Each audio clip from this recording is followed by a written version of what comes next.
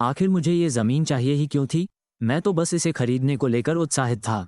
मैंने ये सोचा भी नहीं था कि इसका क्या करूँगा, लेकिन लुवानियन के याद दिलाने पर मैं एकदम होश में आ गया। हालांकि नीलामी करने वाले का हथौड़ा पहले ही गिर चुका था। अगर मैं पीछे हटना भी चाहता तो कुछ नहीं कर सकता था। उसी समय लुवानियन मेरे पास से गुजरा। उसने अनजाने में मुझे धीरे धीरे कुछ बुदबुदाते हुए सुन लिया। वो एक पल के लिए अपना संतुलन खो बैठा। तो आखिर में उन्हें लू चिनकिंग से ही नुकसान हुआ, है ना? अगर लू चिनकिंग ने पश्चिमी उपनगर की ज़मीन का जिक्र न किया होता तो शायद मैं बोली में हिस्सा ही न लेता, और ये ज़मीन मेरे जैसे नासमझ को खरीदने के लिए आकर्षित न करती। मैंने थोड़ी देर सोचा और फिर इस बारे में सोचना बंद कर दिया। जब समय आएगा तब देखेंगे, भविष्य की समस्याओं से बाद में निपटेंगे। अभी सबसे ज़रूरी ये है कि मुझे जाकर भुगतान करना है। मैं भुगतान क्षेत्र में गया, स्पेन फ्रीली द्वारा दिया गया ब्लैक गोल्ड कार्ड निकाला और भुगतान और खर्च कर का कार्य सुचारू रूप से पूरा किया। होस्ट ने आज रात लू परिवार के चैरिटी ऑक्शन में 89 यान खर्च किए। कार्य पूरा हुआ। तिगुना इनाम सक्रिय हुआ, 267 यान। इनाम होस्ट के बचत कार्ड में जमा कर दिया गया है।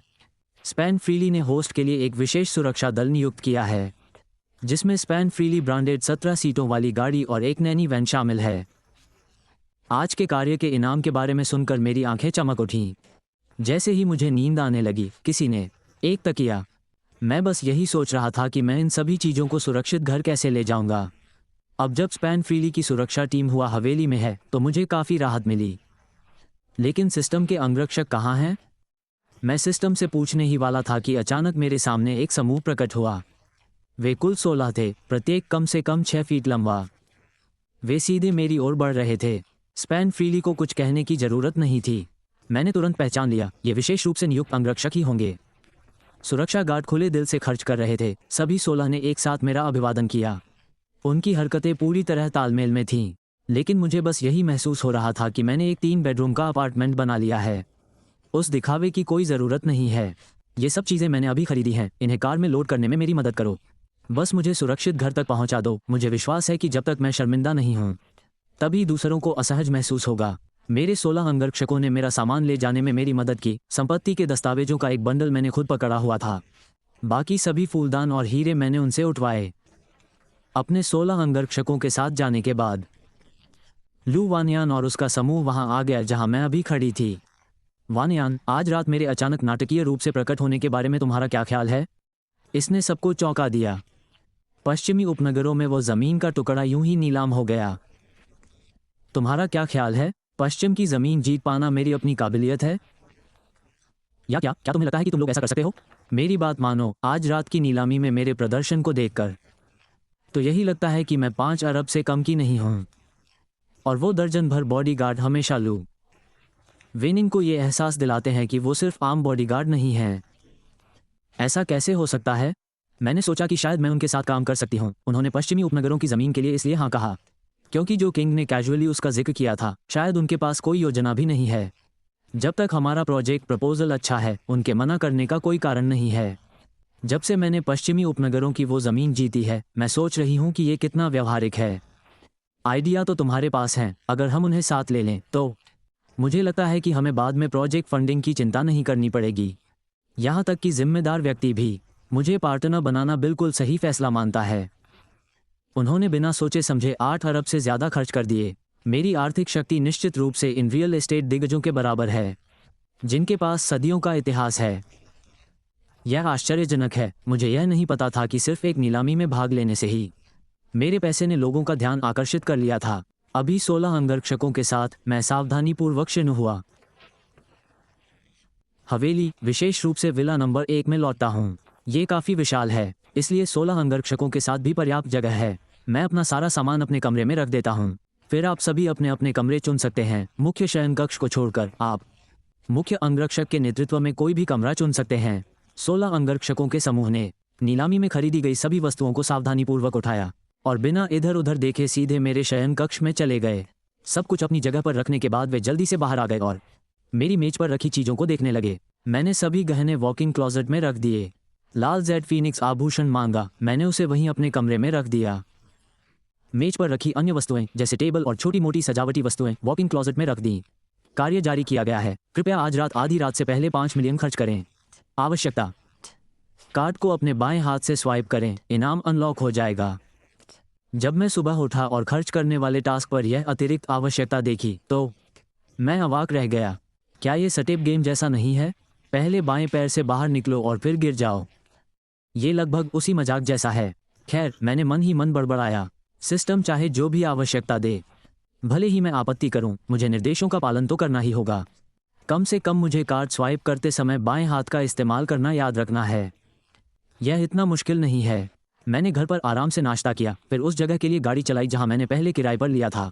हालांकि मैं इन दिनों शिनू मैंशन में रह रहा हूं, फिर भी मेरा बहुत सारा सामान किराए पर वहीं पड़ा था। अपार्टमेंट का सारा काम अभी तक तय नहीं हुआ था।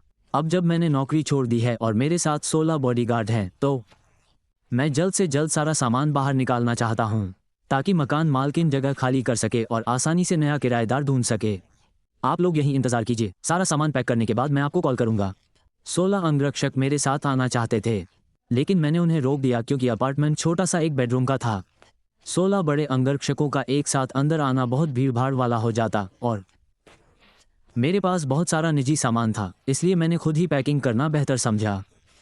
ठीक है मालिक, उनका मुख्य काम मेरी सुरक्षा करना है। जब तक मेरी सुरक्षा सुनिश्चित है, उन्हें मेरे सभी आदेशों का पालन करना होगा। मैं दूसरी मंजिल पर स्थित अपार्टमेंट में गया और जल्दी से अपने कपड़े, जूते और बाकी सारा निजी सामान पैक किया। फिर मैं मकान मालकिन द्वारा बनाए गए बिल्डिंग के किराएदारों के समूह में गया। एक ने कुछ तस्वीरें पोस्ट की। हे दोस्तों, मैं जल्द ही यहाँ से जा रहा हूँ। मैं आज सामान शिफ्ट करने आया हूँ। तस्वीरों में जो कुछ भी आप देख रहे हैं और मेरे साथ नहीं ले जा सकते। अगर किसी को चाहिए तो आकर ले जा सकते हैं। सच कहूँ तो ज़्यादा कुछ बचा नहीं है, मुख्य रूप से छोटी मेजें और स्टूल जो मैंने यहाँ रहते हुए खरीदे थे, साथ ही हेयर ड्रायर और हैंगर जैसी चीज़ें।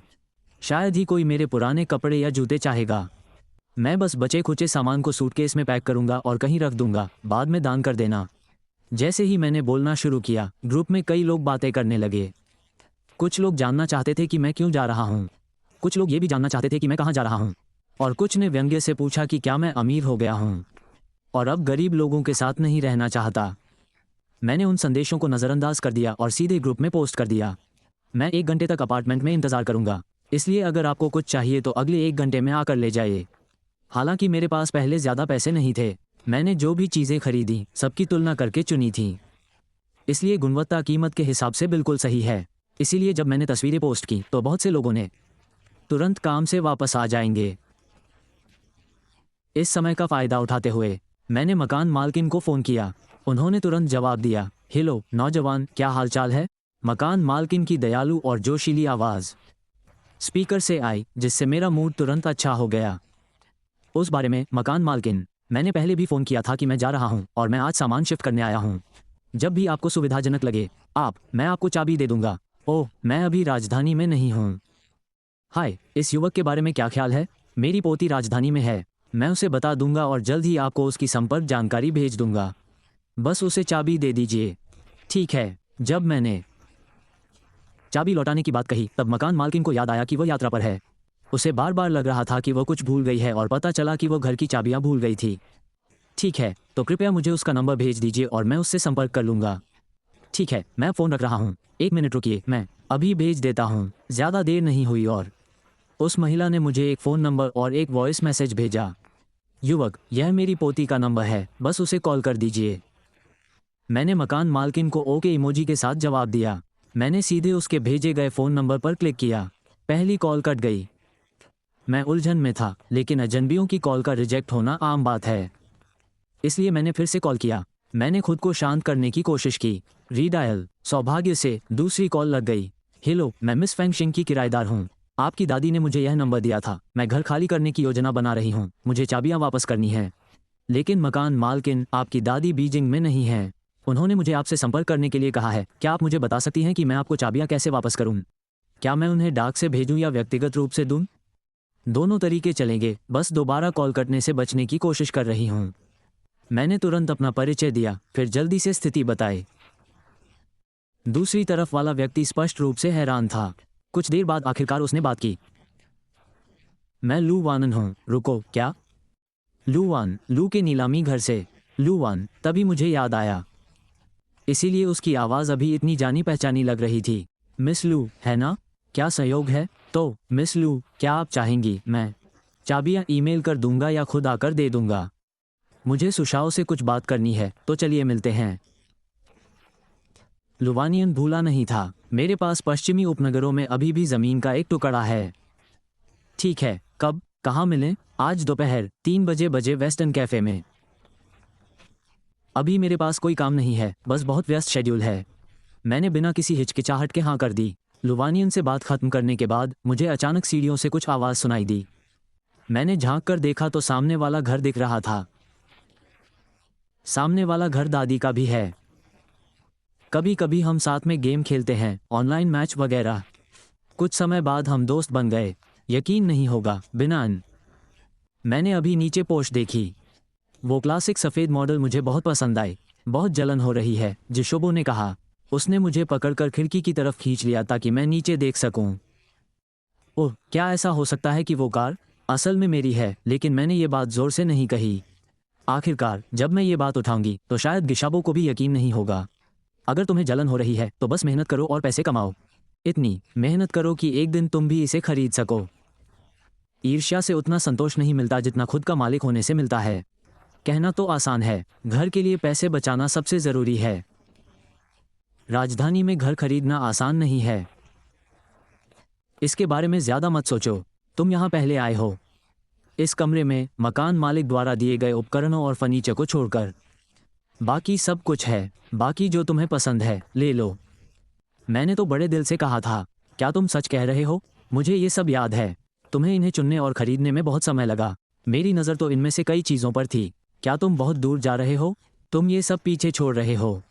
गिशाबो ने सोचा कि मेरी नौकरी की वजह से मुझे कहीं और किराए पर जगह लेनी पड़ेगी, लेकिन बिना कुछ लिए जाना सच में अजीब है। ये काफ़ी दूर है और इन चीज़ों को ले जाना मुश्किल है। मैंने सारे लिंक सेव कर लिए हैं। ज़्यादा से ज़्यादा मैं इन्हें दोबारा खरीद लूँगी। जल्दी करो और चुन लो, मेरे पास समय है। मैं तुम्हें कुछ सामान शिफ्ट करने में मदद करूँगी। शिन्यू वाफू, यहाँ वाकई काफ़ी अच्छी जगह है। मुझे ये चाहिए। मुझे हमेशा से तुम्हारी बीन बैग कुर्सी और तुम्हारे वो खूबसूरत टेबलवेयर सेट चाहिए थे। जब मैंने तब चेक किया था तो ये सेट पहले ही बिक चुका था। जी शाबो अपने हाथों में सामान का ढेर लिए अपार्टमेंट में घूम रहा था। जी शाबो, मैंने सबसे पहले वो बीन बैग कुर्सी देखी थी। जी शाबो, और मैंने सामान को हॉलवे में रखा ही था कि जी शॉ की जगह पर रख पाए। अचानक हमें किसी के जी शॉ का नाम पुकारने की आवाज़ सुनाई दी। आवाज़ इतनी तीखी थी कि कान बंद करने का मन हुआ। पहले आओ पहले पाओ, मैंने ग्रुप चैट में पहले ही बता दिया है। घर में और भी चीज़ें हैं, एक बार फिर देख लो। जिंग एक बिगड़ा हुआ नौजवान है। चिस्सा, बो और मैं आमतौर पर उसके साथ नहीं घूमते। उसने अभी ग्रुप चैट में कुछ नहीं कहा। मुझे लगा कि वो मेरी छोड़ी हुई चीज़ों को नीचा समझता है। मुझे उम्मीद नहीं थी कि वो वापस आने वाला दूसरा आदमी होगा, और अब वो बीन बैग कुर्सी के लिए जिशाल बो से लड़ रहा है। मैं तो बिल्कुल अवाक रह गई, लेकिन चूंकि मैं वैसे भी जा रही थी, इसलिए मैं नहीं चाहती थी कि मेरे जाने से जेशाबो और बिल्डिंग में रहने वाले बाकी लोगों के साथ मेरे संबंध खराब हों। मैंने सारी जिम्मेदारी खुद पर ले ली। बिल्कुल नहीं, मुझे किसी और चीज़ की परवाह नहीं है। मुझे सिर्फ ये बीन बैग कुर्सी चाहिए। ये कहने के बजाय कि उसे दूसरी चीज़ की परवाह नहीं थी, ये कहना बेहतर होगा कि ये बीन बैग कुर्सी मेरी सबसे महंगी चीज़ थी, क्योंकि मैं चाहती थी कि ये बहुत आरामदायक हो। जब मैंने बीन बैग कुर्सी खरीदी तो मैंने कई तरह की कुर्सियों को ध्यान से देखा, उनकी तुलना की और समीक्षाएं व सवाल जवाब पढ़े, और अच्छी क्वालिटी की वजह से कीमत स्वाभाविक रूप से बढ़ गई। मैंने इसे खरीदने से पहले काफ़ी समय तक पैसे बचाए थे, सिर्फ इस बीन बैग कुर्सी के लिए। उस दौरान मैं लगभग बिना किसी चीज़ के गुजारा करती थी। मैंने ग्रुप चैट में साफ साफ कहा था, जो पहले आएगा उसे पहले मिलेगा, और तुमने ग्रुप चैट में ये नहीं बताया कि तुम्हें ये चाहिए। शाबो सबसे पहले वापस आया। जो वो चाहता है वो उसका ही है। ये मेरी चीज़ें हैं, मैं जिसे चाहूँ उसे दे दूँगा। अगर तुम्हें दूसरी चीज़ें पसंद नहीं हैं तो चुनने मत आना। वैसे भी मैं तुम्हें कुछ देना नहीं चाहता था। जी शाबो ने मुझे अंगूठा दिखाया। उसने चाबी निकालकर दरवाज़ा खोला और अपनी चुनी हुई सारी चीज़ें अंदर रख दी। मैं कमज़ोर नहीं हूँ। मैं जांग चिन के कुछ शब्दों पर उसे चीज़ें यूं ही नहीं दे दूँगा। वो अपनी ज़रूरतों के लिए खुद पहल नहीं करता, फिर भी दूसरों से उम्मीद करता है कि वे उसके लिए अच्छी चीज़ें बचा कर रखें। वो देखने में साधारण और औसत लगता है, लेकिन उसकी उम्मीदें बहुत ऊंची हैं। दोस्तों, मैं काम से छुट्टी लेकर जल्दी वापस आया हूँ। क्या तुम्हें पता है कि इस वजह से आज मेरी तनख्वाह नहीं मिली? जांग चिन का चेहरा गुस्से से भरा था और उसकी आंखें मुझे घूर रही थीं। अगर ये बीम बैग वाली कुर्सी न होती तो वो अपनी तनख्वाह गंवाकर वापस आने को तैयार कैसे होता? जैसे कि बाकी सबने भी छुट्टी नहीं ली हो। अगर तुम एक कदम पीछे रह गई तो किसे दोष दिया जाए? मैं तुमसे कह रही हूँ, तुम्हें बीनबैग कुर्सी किसी भी हालत में नहीं मिलेगी। ठीक उसी समय जब जिशाबो ने बोलना समाप्त किया, उसके ऊपर वाले तल पर रहने वाली एक लड़की वापस लौटी। उनकी बहस सुनकर वो एक पल के लिए भी तय नहीं कर पाई कि उसे ऊपर जाना चाहिए या नहीं। 3 आदमियों से जुड़ी कहानी उसके जैसी कमज़ोर लड़की रोक नहीं सकती थी। अरे लिली, तुम वापस आ गई। मेरा सारा सामान पैक है। मकान मालिक के फर्नीचर और उपकरणों को छोड़कर जो यहीं रहेंगे। बाकी जो चाहो ले लो। पहले आओ पहले पाओ, जब तक सब कुछ खत्म ना हो जाए। हालांकि मैं एक लड़का हूँ, मैंने जो चीज़ें खरीदी हैं उनमें से कई काफ़ी सादी शैली की हैं। वे एक लड़की के लिए बिल्कुल ठीक रहेंगी। डैंग लिली ने हल्के से सिर हिलाया। वो सावधानी से जोंगचिन के पास से गुजरी, फिर जल्दी से दरवाजे से बाहर निकलकर अपनी ज़रूरत की चीज़ें चुनने लगी। अंत में डैंग लिली ने हेयर ड्रायर, एक छोटी साइड टेबल और एक फ्लोर लैम्प चुना। डैंग लिली को भी सामान लेते हुए देखकर जांगचिन तुरंत घबरा गया। उसने अभी अभी मेरे, उसके और जे शैल्बो के बीच हुए झगड़े को नज़रअंदाज कर दिया। वो अंदर घुस गया और अंदर की हर चीज़ को खंगालने लगा। मैंने दरवाजे से जांगचिन को देखा और उसका अंदर की हर चीज़ को उठाने का अंदाज देखकर मैं दंग रह गया। क्या सच में यही वो लड़का था जो सिर से पैर तक एक सभ्य, बिगड़े हुए नौजवान की तरह दिखने के लिए जुनूनी था? अगले 1 घंटे में लोग एक एक करके वापस आते रहे। देखते ही देखते अंदर की हर चीज़ साफ हो गई। बस कुछ ही चीज़ें बची थीं, क्योंकि सभी लोग छुट्टी लेकर वापस आए थे। अपना सामान लेकर वे काम पर लौट गए। सारा सामान सौंपने के बाद मैंने 1 घंटे के हिसाब से सफाई करने वाले को बुलाया और जगह को ऊपर से नीचे तक साफ करवाया। फिर मैंने वीडियो और फोटो खींचे और फिर काम खत्म किया। जब तक मेरा काम खत्म हुआ दोपहर हो चुकी थी। मैंने हाथ धोए, दोपहर के खाने के लिए पास का एक रेस्टोरेंट ढूंढा और फिर शिन्यू वापस चला गया। मुझे दोपहर में लू वेनिंग से मिलना था। मैंने नहा भी लिया ताकि सफाई करते समय लगी धूल की गंध दूर हो जाए। मैं 1:30 बजे कार से निकल पड़ा। लू वन्नान ने जिस शू कैफ़े का जिक्र किया था वह लू ग्रुप बिल्डिंग के पास है। जब मैं वहां पहुंची तो अभी भी 30 मिनट बाकी थे। 3 बजे मैंने शू कैफ़े में इंतज़ार करने के बजाय कार से उतरकर इधर उधर घूमने का फ़ैसला किया। मैं देखना चाहती थी कि क्या कोई ऐसी जगह है जहां मैं अपने 5 मिलियन को 250 के हिसाब से खर्च कर सकूं। मैं शू कैफ़े में दाखिल हुई। लू वन्नान भी उसी समय पहुंची। हम दोनों कैफ़े के प्रवेश द्वार पर मिले। सुशांग, हम फिर मिले। लू वन्नान ने मुझे कल की नीलामी से बिल्कुल अलग रूप में देखा। उद्धरण चिन्ह, शुभ दोपहर मिस लू। शुभ दोपहर। चलिए अंदर चलते हैं। लू वन्नान ने मेरी ओर एक तीखा इशारा किया। मैंने हल्की सी मुस्कान दी और कैफ़े में कदम रखा। लू वन्नान भी मेरे पीछे पीछे आई। मैंने चारों ओर देखा और खिड़की के पास 4 लोगों की मेज पर जल्दी से बैठ गई। तो चलिए यहीं बैठते हैं। लू वन्नान ने हल्के से सिर हिलाया और शालीनता से बैठ गई। उसने पहले ही देख लिया था कि वेटर सेवा के लिए तैयार खड़ा है। एक वेटर आया। आप दोनों क्या पीना चाहेंगी? एक ब्लैक कॉफ़ी, कैपुचिनो। धन्यवाद, मैं मेन्यू देखकर अपना ऑर्डर दूंगी। मैंने अपना फैसला कर लिया है। आप दोनों कृपया एक पल रुकिए। इतना कहकर वो मुड़ी और अपना ऑर्डर देने चली गई। वेट्रेस चली गई। किराए के अपार्टमेंट की चाबियां निकाली अपने कंधे के बैग से। ये रही चाबियां। अंदर सब कुछ खाली कर दिया गया है। मैंने सफाई के लिए किसी को बुलाया भी था। ये सफाई के बाद के वीडियो और तस्वीरें हैं। अगर कोई समस्या नहीं है तो चलिए लीज समाप्ति समझौते पर हस्ताक्षर कर देते हैं। लेवानियन थोड़ी हैरान थी कि मैं कितनी जल्दी बैठते ही काम की बात पर उतर आई। वो एक पल के लिए हिचकिचाई। उसने सोचा था कि मैं पहले उससे थोड़ी बातचीत करूंगी मुख्य विषय पर आने से पहले, लेकिन वास्तव में उसे मेरा कुशल कार्यशैली पसंद आया। काफ़ी हद तक उसे खुद काम टालने वाले लोग पसंद नहीं हैं। उद्धरण चिन्ह, कोई बात नहीं, अपार्टमेंट वाकई साफ है। मैं अनुबंध लाई हूँ, देख लीजिए। लेवानियन ने अपने हाथ में पकड़े बैग से लीज समाप्ति समझौते की 2 प्रतियां निकाली और एक मुझे दे दी। उद्धरण चिन्ह, मैं वास्तव में मुझे अनुबंध पढ़ने में महारत हासिल है, लेकिन मेरी आदत के चलते मैंने बस यूं ही उस पर निशान लगा दिया और तभी हस्ताक्षर किए जब उसमें कोई समस्या नहीं दिखी। सब ठीक होने का पता चलने पर ही हस्ताक्षर करने से मुझे तसल्ली हुई। लुवानियान ने भी पार्टी सेक्शन में हस्ताक्षर किए और लिखा कि वो मेरी ओर से हस्ताक्षर कर रही है। आखिर असली मकान मालिक तो अंकल फोंग हैं और वो तो बस उनकी ओर से मेरे साथ लीज समाप्ति के दस्तावेज पर हस्ताक्षर कर रही है। हस्ताक्षर खत्म होते ही वेट्रेस हमारी मंगाई हुई कॉफ़ी लेकर आ गई। ये लीजिए आपकी कॉफ़ी, पीजिए। वेट्रेस के जाने के बाद मैंने बोलना शुरू किया। मिस लू, आपने कहा था कि आपको मुझसे कुछ बात करनी है। मुझे ठीक से पता नहीं क्या बात है। श्री सू को जरूर पता होगा कि कल ली शिन मिंग के साथ हुई नीलामी की जिम्मेदारी मेरी थी। हम तीनों ने चिजांग में उस प्लॉट पर ही बोली लगाने की योजना बनाई थी। हमने लगाई थी। मुझे उम्मीद नहीं थी कि मिस्टर सू आकर इसे जीत लेंगे। मैं ये स्वीकार करती हूँ, युवा मास्टर सू ने शायद कल वो प्लॉट खरीदते समय बस मनमौजीपन दिखाया होगा। मुझे लगता है कि अभी तक इसके लिए कोई विशिष्ट विकास योजना नहीं बनी है। मेरे पास यहाँ एक विकास प्रस्ताव है। मुझे आश्चर्य है कि क्या मिस्टर सू इसमें रुचि लेंगे। बोलते हुए लू वानियन ने अपने बैग से एक और दस्तावेज निकाला, जिससे पता चलता है कि वह कितनी अच्छी तरह से तैयार थी। ये स्पष्ट था कि वो बहुत अच्छी तरह से तैयार थी। मैंने परियोजना विकास योजना खोली जो वानियन ने मुझे दी थी। यह एक गर्म पानी के रिजॉर्ट की विकास योजना थी। यह उस प्लॉट के लिए है जो मैंने कल नीलामी में जीता था। उस ज़मीन के बीच के खाली स्थान पर, साथ ही ज़मीन का ये हिस्सा। यह एक अपेक्षाकृत पूर्ण गोलाकार विकास योजना बनाने के लिए पर्याप्त है। मैंने उस ज़मीन की स्थिति देखी। ये वास्तव में काफ़ी सहयोग है। लेकिन मुझे समझ नहीं आता कि लू कॉर्पोरेशन, इतना शक्तिशाली समूह, विकास परियोजना के बारे में ज़मीन के एक टुकड़े को कैसे नज़रअंदाज कर सकता है। क्या ज़मीन को बहुत पहले तैयार नहीं किया जाना चाहिए था? अगर युवा मालिक ना होते तो मुझे लगता है कि यह ज़मीन निश्चित रूप से लू कॉर्पोरेशन की होती। लुवानियान ने मन ही मन सोचा। ज़मीन को नीलामी के लिए रखा गया था ताकि प्रोजेक्ट को और ज़्यादा प्रचार मिल सके। थोड़ी सी भी समझ रखने वाला कोई भी व्यक्ति लू कॉर्पोरेशन से प्रतिस्पर्धा क्यों करेगा?